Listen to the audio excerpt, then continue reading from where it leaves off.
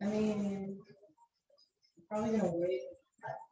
Yeah, but I'll probably forget to record it later.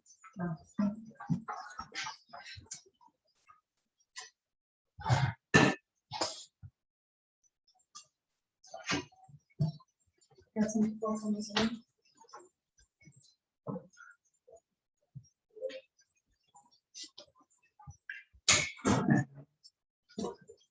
Per usual, we'll probably give it until like Another 4 minutes. yeah, 4 minutes or so. I think it's open. I found it was closed now. Oh, Probably boy. like on those little lock boxes or something. I could open the fridge. I wonder if that fell out of the screen. That's what I thought this was. Yeah. It's weird. Okay. What's up? Yeah. I've no Are you gonna be able to see the I think it comments? was. You know? Oh, you mean on the actual presentation? Yeah, I can pull up mine on too. And on the floor. Not the comments on Maybe it's one there, that's but like the Zoom comments. Oh, yeah. You can just pull up the chat. Okay. Actually, do we want? Hey, You don't have to. It's okay. I just have a seat wherever you want to. do we want one computer to be presenting it? No, that doesn't make Yeah, sense. if you want, you can, well, I can pull up my computer too and have someone be like, you can use one computer for the presentation and another one to like, Responding to comments. Okay. Guys, this is my friend Zuli from the Heritage Garden. Hello. Zuli, this is Lanu, Gracie, Jack, and Hi. Hi. Yeah.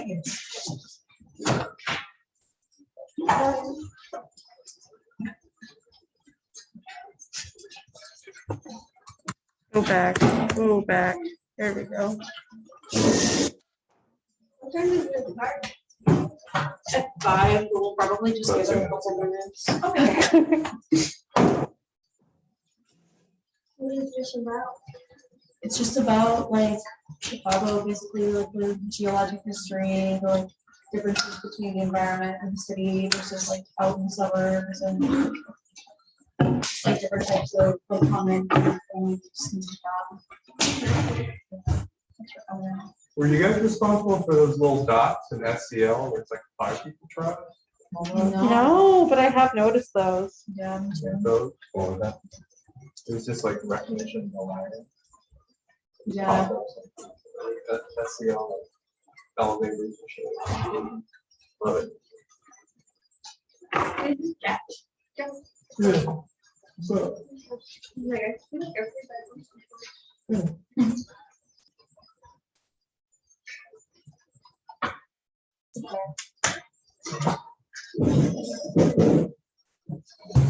It's me.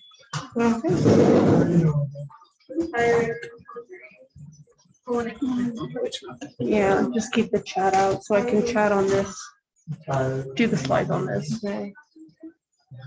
Cool, thank you. Hi, Mariah, Edwin. Thanks for being here, guys. Hey guys, what's up? We staying on camera?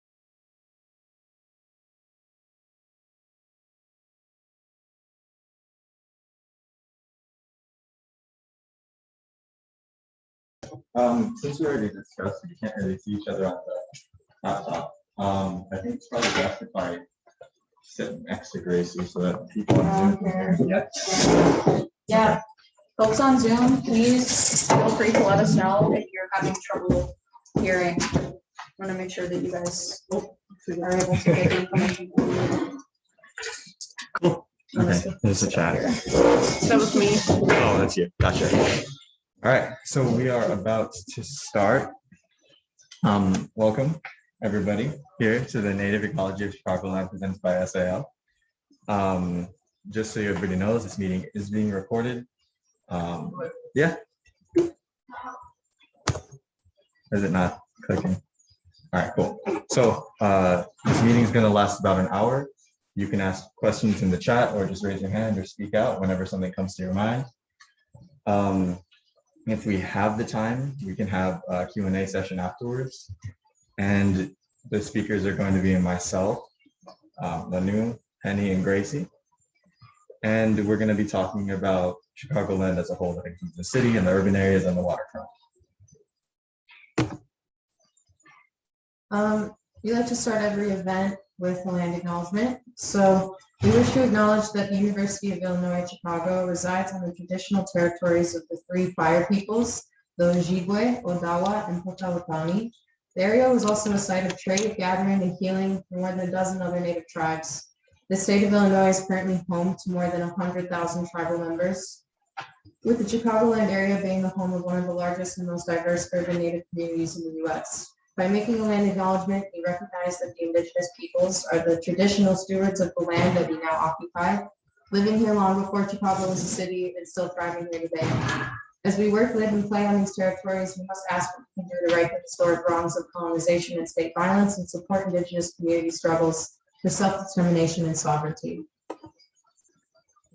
Okay, so we're going to start by talking about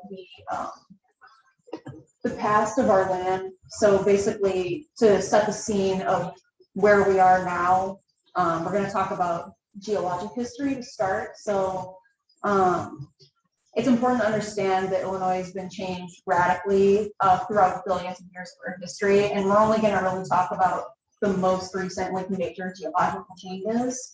You know, Illinois was once an ocean. There used to be dinosaurs here, like the whole gambit. There's a lot of things that have happened here historically, but the most recent major thing was coming out of a recent Wisconsinian glaciation period, which was about 15 years ago, where our landscape was covered in glaciers. And they were like enormous. You can see in the figure right here, you can see the skyline of the city where it was at, 900 feet or 900 meters above that, all covered in ice, which is crazy to think about. Like, thinking about like the Sears Tower being just like dominated by ice. So the presence of these glaciers in the past glaciation event built the landscape that we see today, including forming the Great Lakes. And so additionally, features like valleys and moraines in Chicago can be attributed to these glaciers that existed. And it provided us also with like a parent rock material of glacial till, clay, sand, other things that forms like the basis of our soil. And so, yeah, you can also see on here the movement of those glaciers down into south into Chicagoland, and how the lake formed with more time. Next slide, please. And then the next thing we're going to talk about is the indigenous history of this land. So before it was claimed by French fur trappers, Chicago was home to several groups of indigenous people, all listed here. The name Chicago is derived from the indigenous Miami language. The word Chicago means smelling onion or skunky smell. And it was used to describe the swamp wetland that cradled the lake before a city was even built. And of course, French settlers butchered the name, and that's what we got today, Chicago. And you can still see like onion adjacent plants in the city, like garlic chives, nodding onion. They're really common. They are actually like heavily landscaped at UIC specifically. Yeah, so indigenous foragers will also tell you that just about anything that smells or tastes like garlic or onions that grows in Chicago is edible. And you can even visit the Chautauqua Prairie plot that is here. I think it's lecture E, right? Yeah. Yes, and it's obviously hosted by, or supported by the Heritage Garden. It's currently under construction, but there's also a similar garden space on the West Campus that you can visit. And I also highly recommend that y'all check out the Chicagoland Educational Scrapbook that was put together by the Heritage Garden. There's a lot of really cool information about, you know, like the indigenous communities that existed before settlement and where they're at today. Unfortunately, it was really hard for me to find specific information about what happened to the peoples that were displaced when when Chicago was like settled. And I mean, that's not surprising, but it's unfortunate. And I think that you can't really talk about native ecology without talking about the people that are indigenous to this land. And so by having conversations about, you know, native ecology, native species, it's also an opportunity to, you know, make space for and to highlight the plight of indigenous peoples in this country. Next slide. Can everyone, did you see anything in the chat about like being able to hear? Okay, yeah, y'all speak up with anything if you can't hear. So now the third phase of this is the post-settlement. So I think we all kind of know like generally the history of what happened. Chicago was established by settlers, by French settlers as a fur trading post, and they established along the lake. Along the way, the Great Fire happened, which caused major reconstruction, and with that, we did kind of establish a pretty strong history of sustainable infrastructure. I mean, within like relative to other cities, I would say. That's why we're called the second city. And they also reversed the river, which we'll talk about a little bit more in the presentation. That was a pretty historically and geologically significant action. And as the land became more and more populated by settlers from all over the earth, the process of urban spread took over, and we have things like wetland conversion taking place, where we are taking our wetlands and filling them and then replacing them with ponds and a drainage tile system. The prairie is being, you know, destroyed to make space for neighborhoods and for businesses, farms, and overall losses to biodiversity, including heavy extinction and extirpation. This is actually a figure from a study that was done by the Environmental Sciences Department at UIC, and it talks about all of the wetland conversion that took place, and you can see just how much of the space had been diminished, and with that, of course, there's a significant loss of biodiversity. And that is a photo of the construction of the Chicago River reversal. And so with that background established, we can talk about some ecosystems that are unique to our land. Next slide. So to start off, we'll talk about the Illinois tallgrass prairie, and this is the typical Illinois prairie state type environment. So there's basically, with all of that glaciation that took place, that did set the scene for a prairie to be able to be established. But you know, what exactly is a prairie?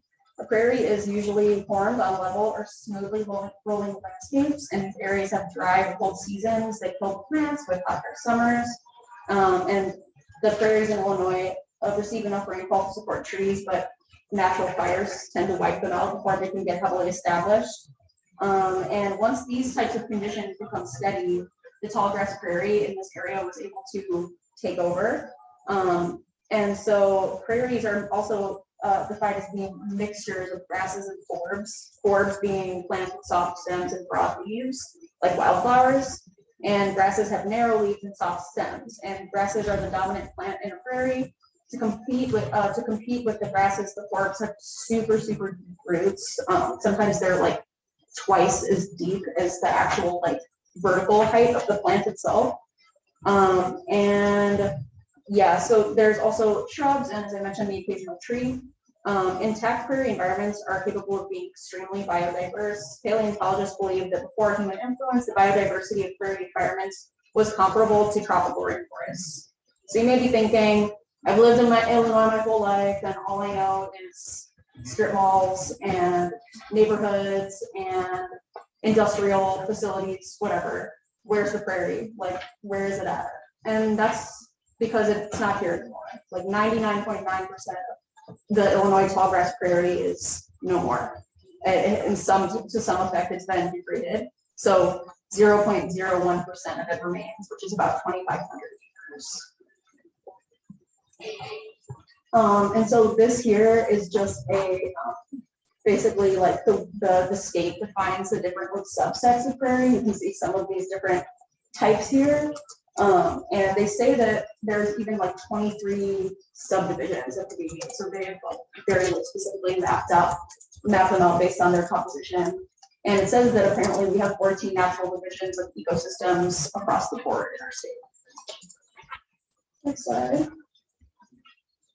Okay, so next up, I'm going to be talking a little bit about Lake Michigan and the watershed that comes out from Lake Michigan. Really just the groundwater and water sources that we have here in Northern Illinois. Thank you. So I'll go ahead and start with talking about Lake Michigan itself. It is one of the Great Lakes, specifically, of course, the lake that we have in our region. We get a lot of water from it for drinking water, for other residential uses. And as Penny touched on earlier, the course of the Chicago River was reversed in 1900. So the Chicago River originally flowed into the lake from the Mississippi River and the Mississippi River Basin. But in the year 1900, it was reversed to flow away from the lake and into the Mississippi River Basin. The Lake Michigan is also home to a couple native species that you can still find around here, including the Blanding's turtle, the lake sturgeon, and wood ducks. But Lake Michigan, because of anthropogenic activity, is also unfortunately plagued with invasive species.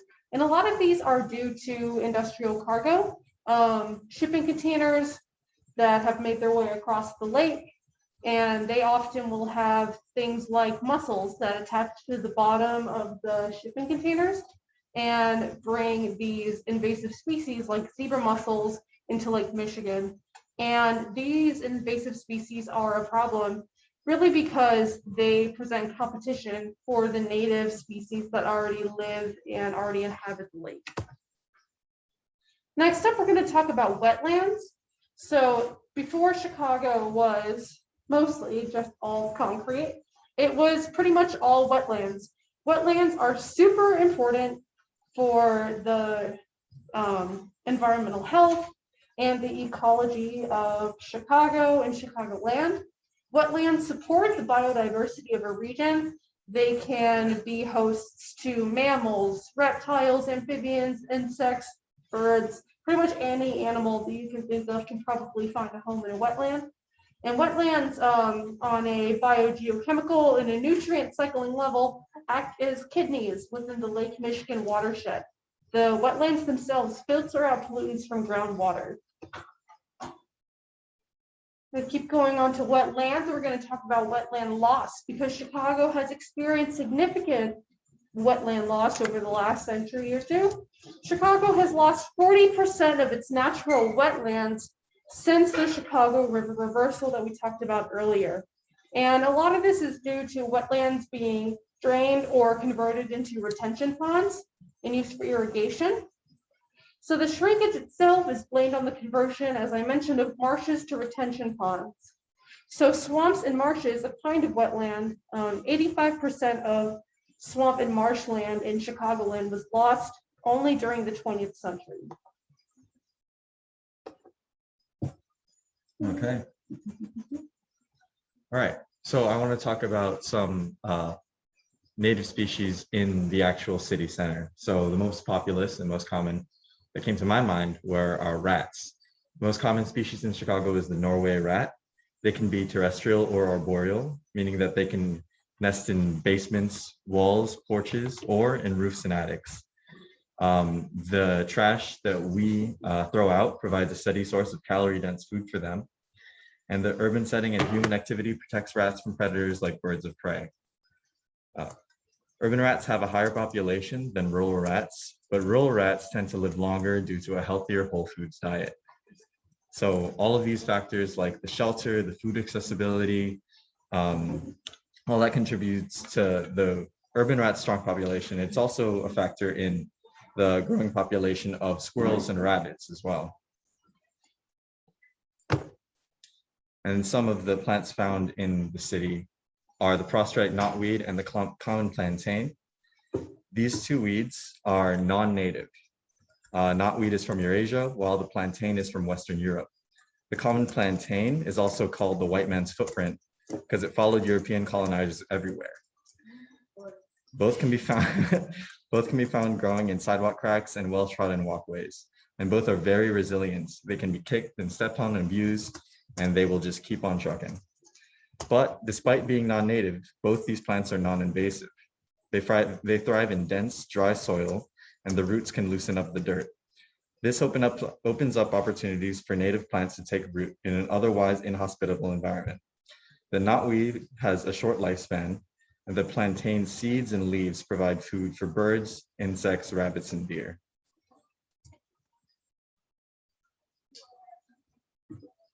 So now we'll talk a little bit more about the soil ecosystem that lives in the Chicagoland area. So just a disclaimer, when we speak of soil, to some extent, it's going to be a little reductive because soil ecosystems are some of the most complex, and they can change a lot depending on its forming factors. But a little bit of background, soil forming factors often include parent material, which was described by Penny earlier in the presentation, topography, organisms, climate, and time, how that ecosystem has evolved. Chicagoland soil is characteristic of a grassland ecosystem soil, and it can mostly be described as a mollusol. The root mollus is Latin for soft, and principally is found to have an accumulation of calcium-rich organic matter. The dense root systems of prairie grasslands contribute to this. Mollusols are among some of the most important and productive agricultural soils in the world and are extensively used for this purpose. The use of these soils for agriculture does impact the makeup of the profile as the disturbance of natural flora and aggregation changes the composition and cycling. Some history of the formation: the creation of moraines that occurred after the crossing and melting of glaciers caused a culmination of sand and gravel through meltwater transport. There was a gust of dusty wind from the Mississippi River Valley that transferred silty materials to the forming soils. The consistent precipitation that occurs in this region contributed to the cycles of weathering as freezing and thawing moved the materials within the soil profile around. Thus, the majority of the soil profile in the Chicago region is made up of a clayey texture with some loamy components. Across much of the region, there's an observed thick, rich, and dark topsoil found. This is largely, again, because of the fact that this land used to be prairie land. The soils of prairies, especially in a region such as ours that experience our precipitation patterns, are naturally, when undisturbed, extremely healthy and rich in humus or soil organic matter.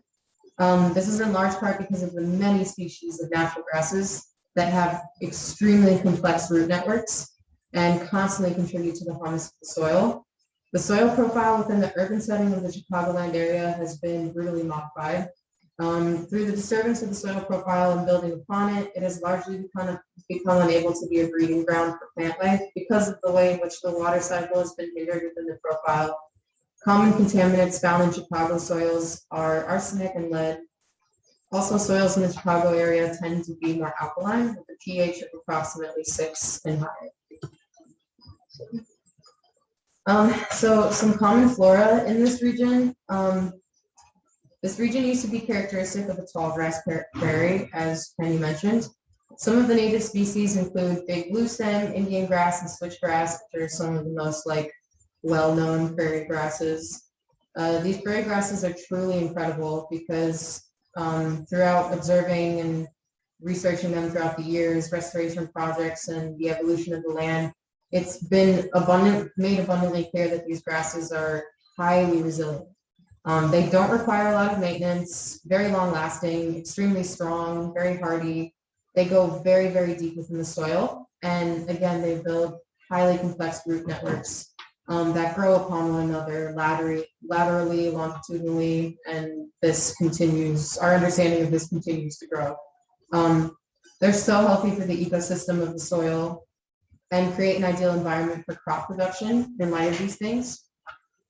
Ragweed is a native flowering plant to Chicago that can be spotted in many urban areas. This plant is an annual. It is also known to cause a lot of allergies, so be careful if you're garnering or exploring this plant. Goldenrod is another gorgeous flowering plant native to this region that you can see all over the city and in the wilderness of this area. This plant is a perennial. It is considered one of the golden glories of the prairie and woodland ecosystems. 22 different species alone are found to grow naturally in the Chicago region. Both ragweed and goldenrod bloom at the same time, interestingly. There's a little more. Oh, my bad. There are many beautiful trees native to this region. The one that, I didn't list them.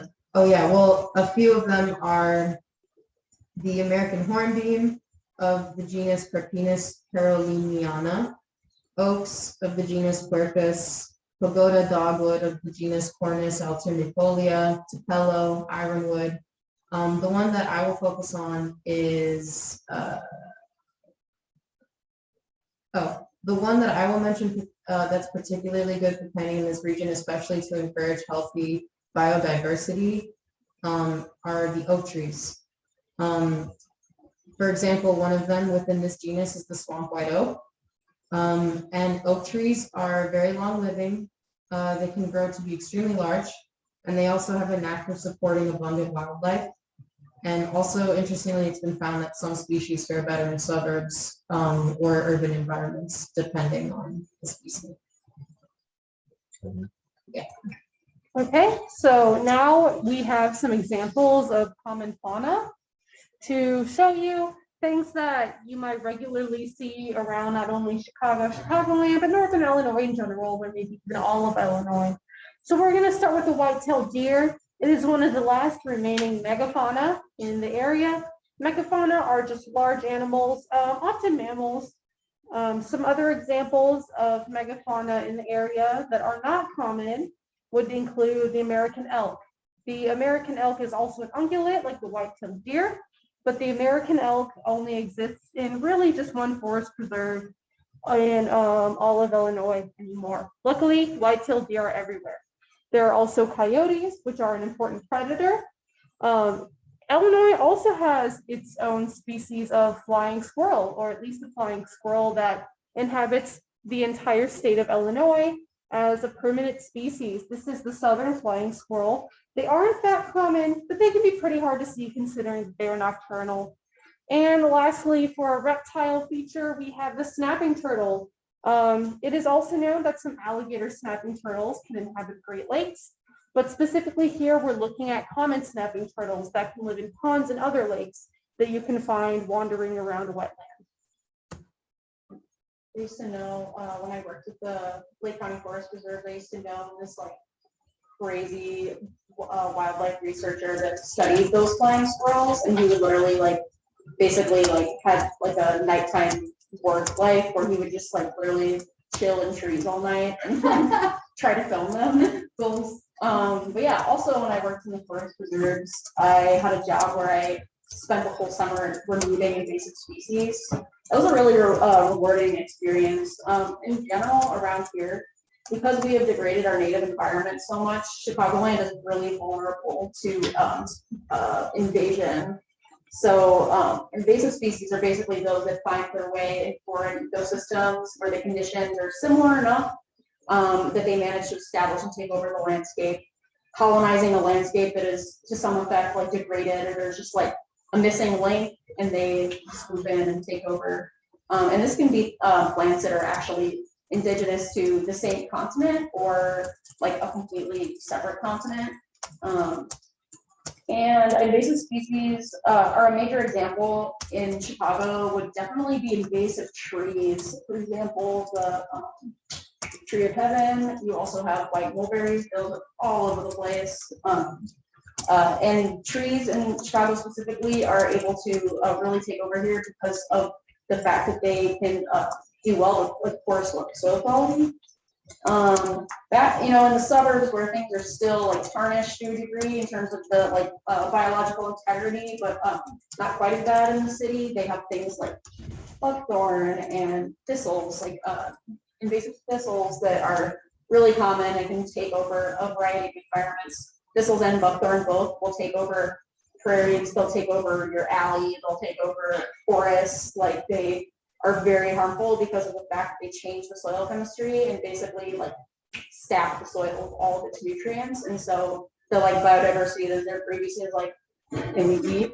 No, because the shit is totally been taken over. So some other examples are listed here. You can see there's also obviously animals that are invaders as well. As Gracie mentioned, the zebra and quagga mussels are a really big issue in the Great Lakes, and carp have also been a really big issue in the Great Lakes. My experience doing invasive species removal really showed me that it's really tricky work, but it is very essential. Like, you will do a lot of work and then the payoff is pretty small, but it's about repetition and it's about consistency. Yeah, and then another just like little interesting fun fact is that like mainly all of the earthworms that are native to the US were wiped out in that Pleistocene glaciation event. And so all of the earthworms that we have here now are actually invasive. They're from other continents, but they're still very deeply integrated into our soil system and our biosphere. And so they still have a really important role to play. They were basically replaced after their extinction. Okay, so we have some endangered species here as well. Okay, so the Indiana bat was listed as endangered in 1967 due to a disturbance of cave colonies by humans, pesticide use, and loss of summer habitat when we clear their forests for agricultural purposes.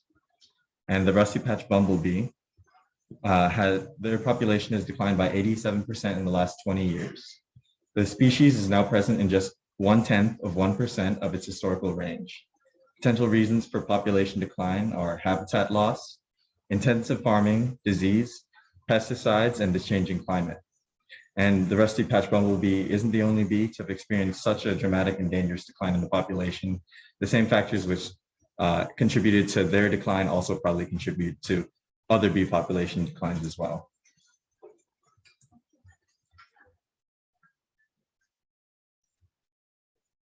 So we also have examples of a few species that flourish in the city. Species that aren't necessarily endangered around here, they thrive pretty well in urban environments where there is a lot of anthropogenic influence. So to start, we're going to start with the family of orb weaver spiders. There are multiple different kinds of species and even a few genuses of orb weaver spiders, and they create very intricate webs, like many spiders do. The thing with orb weaver spiders is that you can often find their webs not only attached to natural structures such as plants, but you can also find them regularly attached to man-made structures such as bridges or fences. We also have the eastern cottontail rabbit. There is another rabbit species that tends to habitate in northern Illinois called the swamp rabbit, but in the city specifically, you're most likely to run into the eastern cottontail rabbit. And these are very important species for our ecosystem here because they are an important prey source for the carnivores in Illinois ecosystems such as hawks and coyotes. Finally, we have the American kestrel. It is a bird of prey and it is in fact the smallest falcon seen in Illinois. Kestrels will therefore prey upon animals such as rats, mice, rabbits, pretty much whatever that little hawk bird can get his talons around successfully. I just want to say real quick, I have like a weird sixth sense when it comes to spider webs. Like, I literally will clock one when I'm like a centimeter away from walking into it. And I always like am able to spot them. And once I saw like a spider web create a web that was attached to the top, like a roof of a car, all the way to like a top of a tree, and it was like 10 feet tall, and it was like badass. So For sure. Connected to nature and man-made structure at the same time. Very, very wonderful example of the orb weaver spider. Can I also say something quickly? Yeah.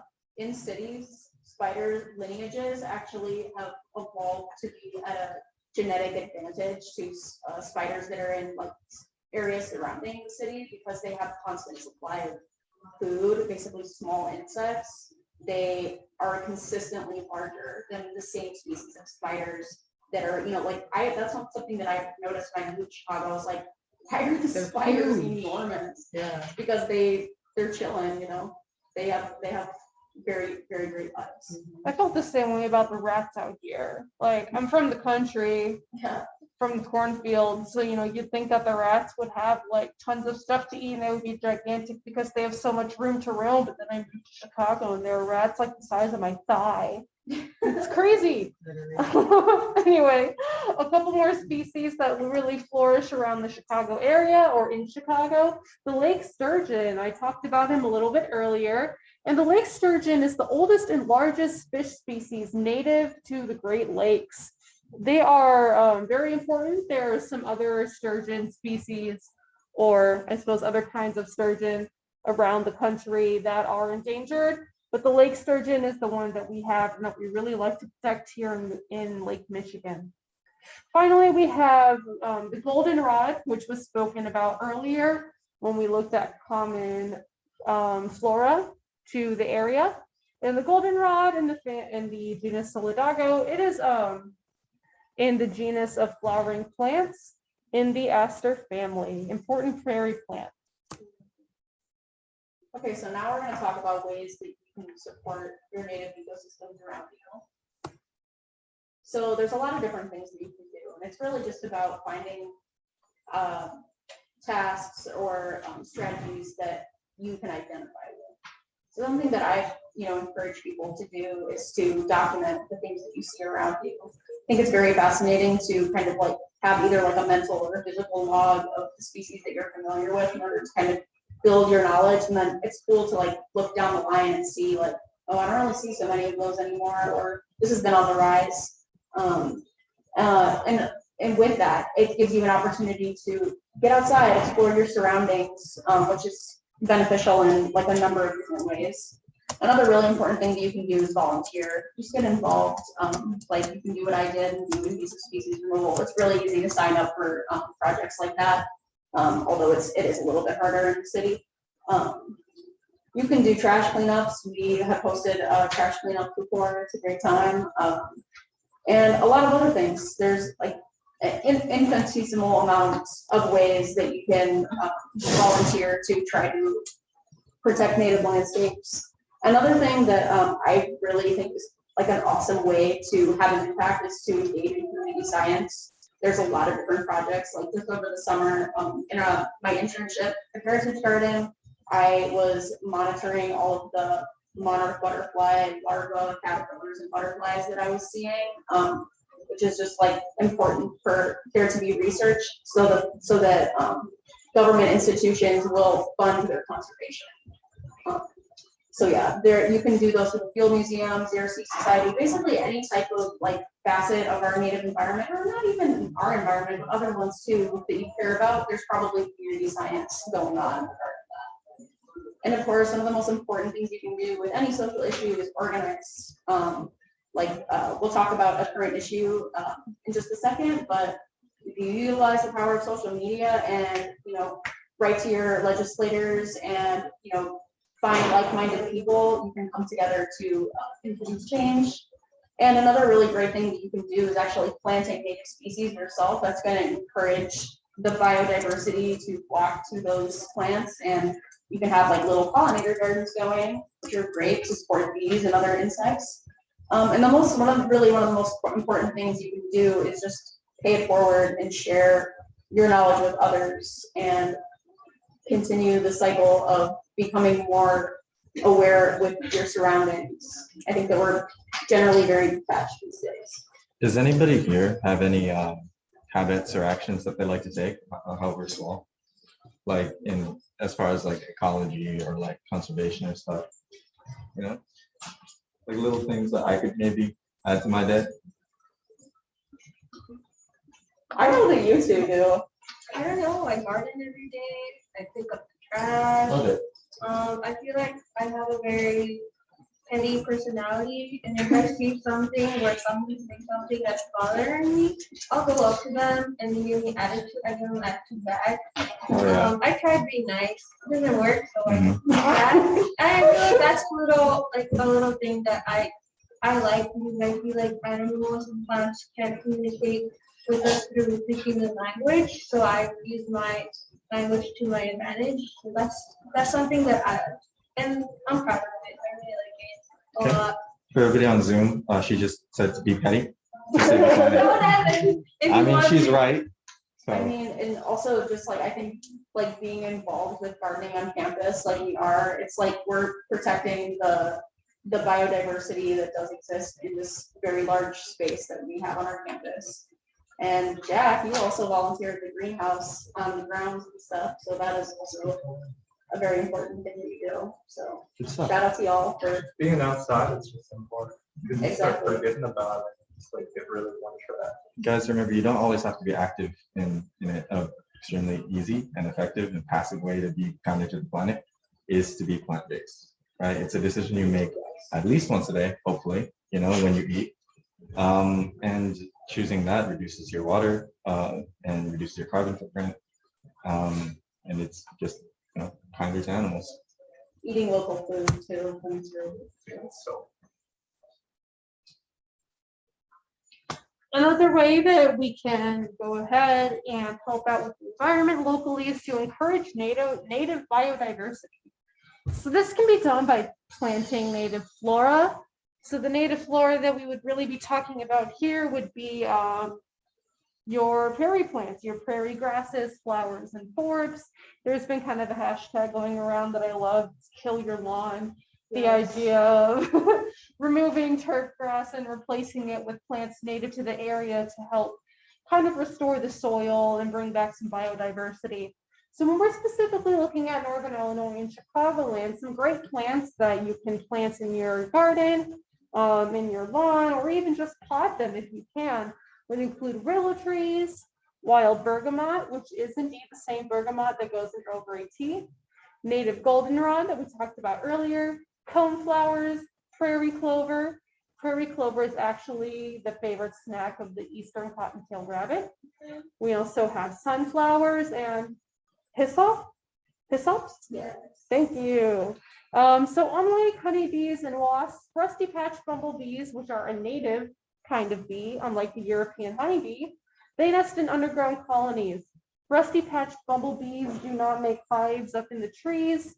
So one of the ways to help out these native species of bumblebees is to allow sections of your yard to rewild. That means don't rake fallen leaves.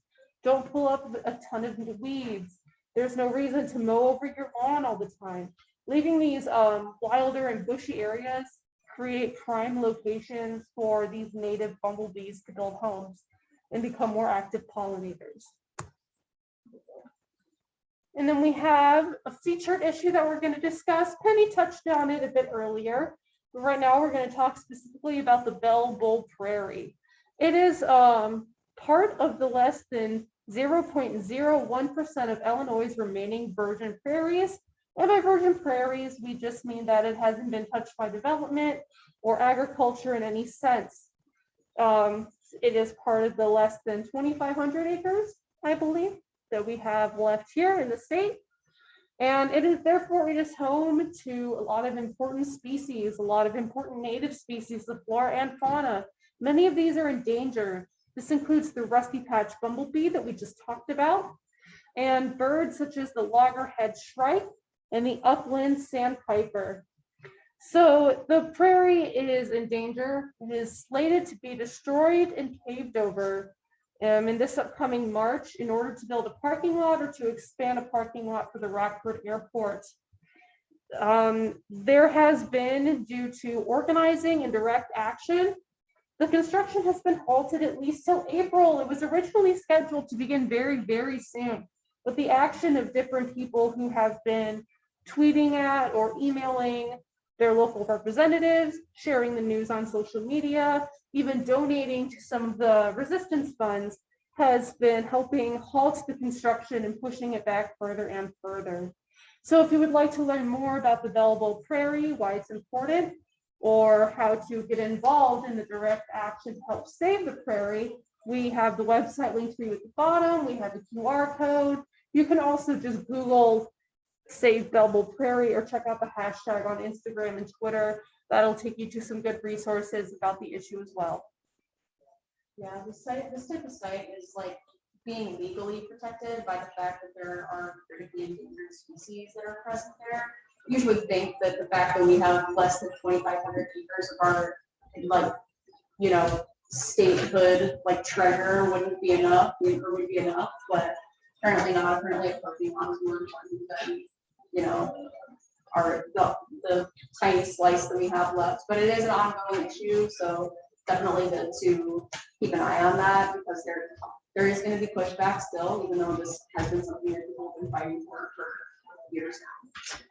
Yeah, bouncing off of that, I have this quote by Aldo Leopold. He said that we abuse the land because we regard it as a commodity belonging to us. When we see land as a community to which we belong, we may begin to use it for love. And then Abe Lincoln said, laws change, people die, the land remains. And I guess I like these two quotes because it made me reflect on the fact that I am not a resident of this earth as much as I am the earth, right? And I want to do my best to treat my home with as much kindness as possible. The people who are motivated to, let's say, cut down trees and forests to provide like plants to feed to cattle, or to take out this prairie for a parking lot, they see the land as something to be used and not something to live alongside. And that's what we're trying to change. I appreciate you guys for being here, changing it with us. Another inspirational quote, and a person who viewed the land as something to be respected, was Rachel Carson. One way to open your eyes is to ask yourself, what if I had never seen this before? What if I knew I would never see it again? She kind of had like a really powerful skill of like putting things into context and like, yeah, just kind of exposing the intricacies and dimensionality of the environment, and like just kind of like creating scenarios of like how it could affect us, what it gives to us, to kind of make people like more in tune with like what it actually means in our reality. But just some background, you should definitely research her if you're interested in conservation. She was a pioneer in environmentalism and ecology. She was a marine biologist, author, conservationist. One of her most critically acclaimed books was Silent Spring. Maybe you all have heard of it. This book was revolutionary in a slew of ways, but particularly she was a powerful figure that exposed the industry of pesticides and agriculture. That was one of the most moving parts for me in that book, because that shit like moved me.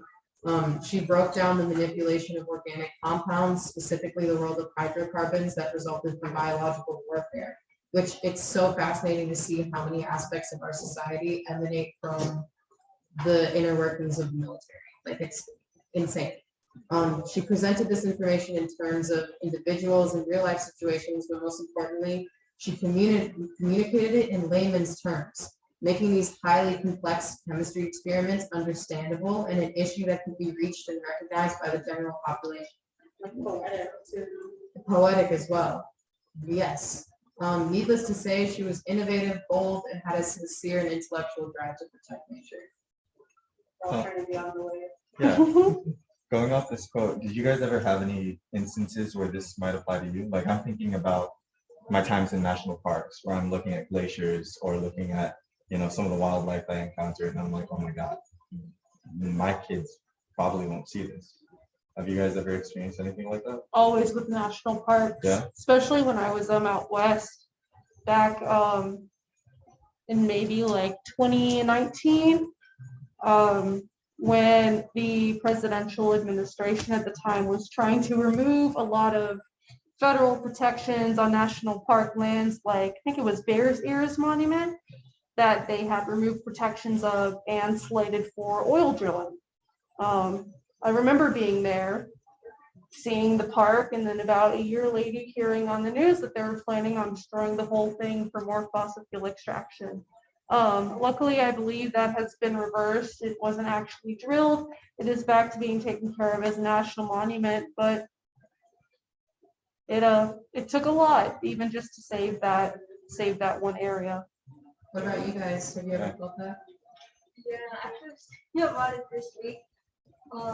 In the summer, I like to go to Indiana Jones, and there's like a certain region that my family and I like to go. And I was just thinking about it because I'm like missing the summer, missing the hot weather, and then the memory came in where there's like a certain area. It's like a little journey where there's a lake, and then you have to go through like a pond, and then you go around into the forest, and then there's like mud, and then you take it out and you put it on your skin, and it's really fun. I really love it. I like the experience. I feel like I'm in a jungle journey. I don't know, that's how I feel. I love the experience of getting there, but like my worry is that a lot of people go there and they take a lot of play. And I used to take it too, but then I realized like if I take a lot, like is there gonna be any next year? Is there gonna be next year? And each time I go, there's always less and less like, to take any at home. But it's just like I just hope that people don't take a lot, but I know that's not something that's possible. I just hope it stays there long enough, or Earth can make a way, be like, I don't make more place. Like that's something that I was thinking of this week. I'm like, man, if they're gonna be there next year, like that's the only thing I worry about. And then the idea of like, if that's going to be polluted to the extent where it's not okay to put on your skin. Yeah. Yeah, people say like that, like, should I be taking seashells? Like, there used to be, you go to a beach, the whole beach was like covered in seashells. And now there's organisms that use those still. And they're also like, it's important for those minerals to go back into the environment so that they can support future, creatures being, birthed and different types of biogeochemical cycles. But yeah, for me,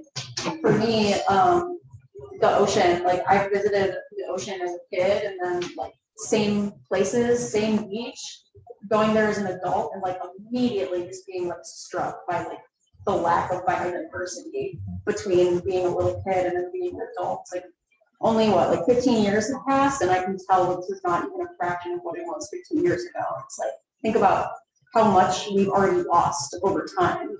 And it's like just within 15 years of my life, I can see a noticeable difference. Makes me very concerned.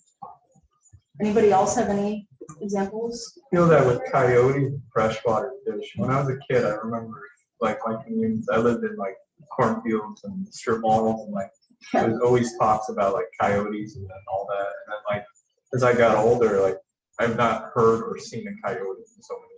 Are they endangered? One reason that they are less populous in the cities because they are they don't like to be around the noise and congestion, as well as in rural areas they are seen as a threat to the commodity of farm animals. Right? They're quite anxious, I'm afraid. What's that? They're not really aggressive. Well, I mean, if a farmer sees them as a liability, what are they going to do? They're going to think about their bottom line, or are they going to think about the natural biodiversity of their area? No, they're going to shoot the coyote because it's going to kill their chickens. Like that was one of the causes. In the Midwest in particular, we have a really big issue of historically extirpating especially like our megafauna, like our big mammals, which basically extirpating is like this species still exists, but it no longer occupies a region that it was once native to. So like a good example of that is the Mosasaga rattlesnake. We used to have rattlesnakes here. They don't live here anymore. And same thing with mountain lions, with bears, with wolves. Yeah, regardless of whether they're aggressive or not, like often throughout history, people will take matters into their own hands, scare them away, murder them, and buffalo. And like, yeah, and these like types of animals in particular are so villainized. And like, you asked that question, you were like, are they even aggressive? Because in many cases, they actually even aren't. Yeah. But like they're perceived that way. They'll only really like attack if they know that they can take it down, and it's usually in groups, like in a pack, if they have like a larger prey that they're trying to go for. And then for them to attack in groups is to signal that they're kind of desperate, because they're typically like lone predators. And one more example, I was part of like a movie filming that my brother directed in Michigan, like I think around Buchanan, Michigan in the summer. And there was this one shot that we did at one of the actors' family's house, and we basically had to like scale down this like cliff, down these stairs, and then like scale down the like hill with a rope, and like we got onto this like gorgeous beach that had a bunch of this like driftwood and like really pure sand. But the sand was like, you know, the shore was like pretty small. And at first I didn't really clock it. And then I was talking to Owen, who grew up there, and he was saying that he was like, yeah, when I was a kid, the shore was like way bigger. Like it was like way, it used to go way further out. It was like an actual beach. He was like, now it's like maybe just 15 feet of sand. And I was just thinking like, shit, like, is that just gonna completely go away? Like, or is there not even gonna be a beach there anymore? Like, Dunes are weird, man. I'm actually writing a paper about the Indiana dunes right now, and it like dune progression is a natural process, but there are things that we're doing that cause it to be kind of like over progressing. That's a very interesting topic.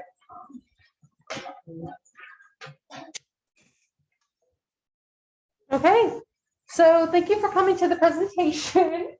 That was the gist of our Chicagoland Ecology lesson.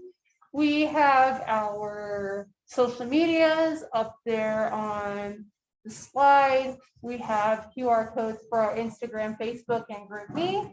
And then we also have links to our Campus Labs website and the GroupMe if you want to join. Upcoming events, we have a Vegan Friends Giving coming up. I believe that is the next closest event. It will be in person. If you choose to attend, we do ask that everybody be vaccinated, wear your masks, or at least bring your mask. More details to follow about exactly where that will be once we know who plans on attending. We'll be sending out a survey for that later on to give the attendance information. But it's actually happening at my home. I live in Lincoln Park, so yeah, we will get that address out to you later on. So plan on that being Friday, November 19th at 5:30 p.m. We also are already starting to plan for the 2022-2023 year. If you're interested in becoming a leader, only one of the current officers will still be around next year to most likely step up as president. So after that, we're going to need a secretary, a vice president, a treasurer, whatever other officer positions that you can realistically think of. So if you're interested in becoming a leader, go ahead and feel free to email us. That's studentsforanimalliberationyuic@gmail.com. You can also just hop onto GroupMe and directly message any of the officers, me, Tim, Penny, or Lanu. And yeah, I think that's kind of it. Thank you guys so much for coming. It was great to see people hop on the Zoom and watch. It was great to have a few people be here in person to interact with us. And we have really been looking forward to this presentation for a while. We hope that you guys found it enjoyable and educational. And if you have any questions or comments, feel free to put them in the chat or to unmute yourself and just ask them out loud if you're on Zoom. Or anyone in person, feel free to just, speak up. We are pretty much here for the next 5 or 10 minutes for conversation if you're interested. Yeah, thanks so much for joining us, guys. yeah, thanks for coming. It means a lot. Yeah, this is definitely a topic that's like really important to all of us. Thank you for sticking it out. I think we have a couple of new people today. Do you want to introduce yourself? Yeah, of course. Hi, my name is Sophie. I'm a freshman, and I'm majoring in biological science. So I'm really interested in like animal and animal lives. But yeah, so I wanted to join. Nice to meet you. Yeah, and I wanted to call early, but the class was over so late. No worries. Glad to hear that. Yeah, make sure you get connected to our information. We'll keep you posted on further, future events. Yeah, that's it. We're glad you found us. Yeah, so feel free to take off. We can continue to have a dialogue if there's any topics that folks are still interested in going over. I'm just gonna peek the chat really quick. We hope you keep listening, and we hope you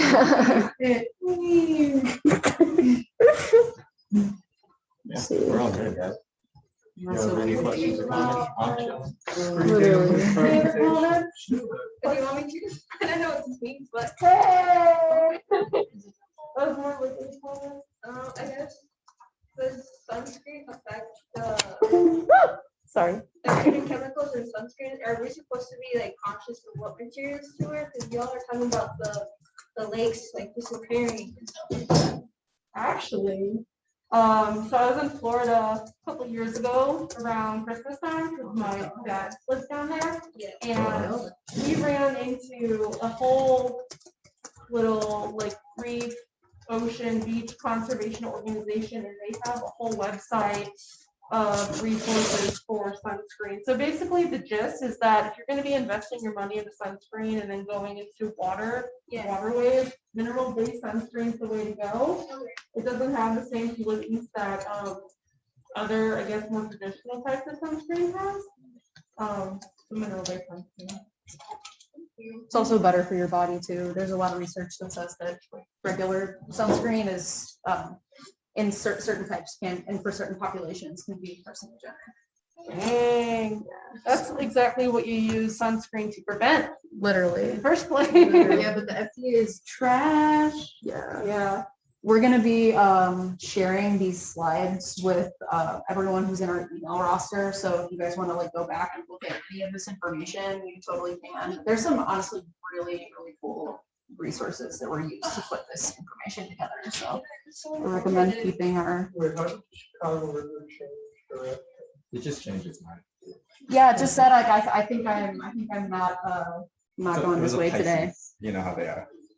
I don't even really know like how they like physically how they pulled that off, but they put up blockers, and I'm assuming they probably would have modified the flow so that it was like less intense and tried to subvert some of that water so that they would be able to like reverse the flow. The actual physics of reversing the flow, I don't really know if that happens. I'm sure there's probably pumps near the entrance of the river at the lake so that it would, you know, like spit the water out in the other direction. But the result of that action, there's a lot to unpack with that, but basically it they didn't want the pollution that they were dumping into the lake or they were dumping into the river to pollute the whole lake.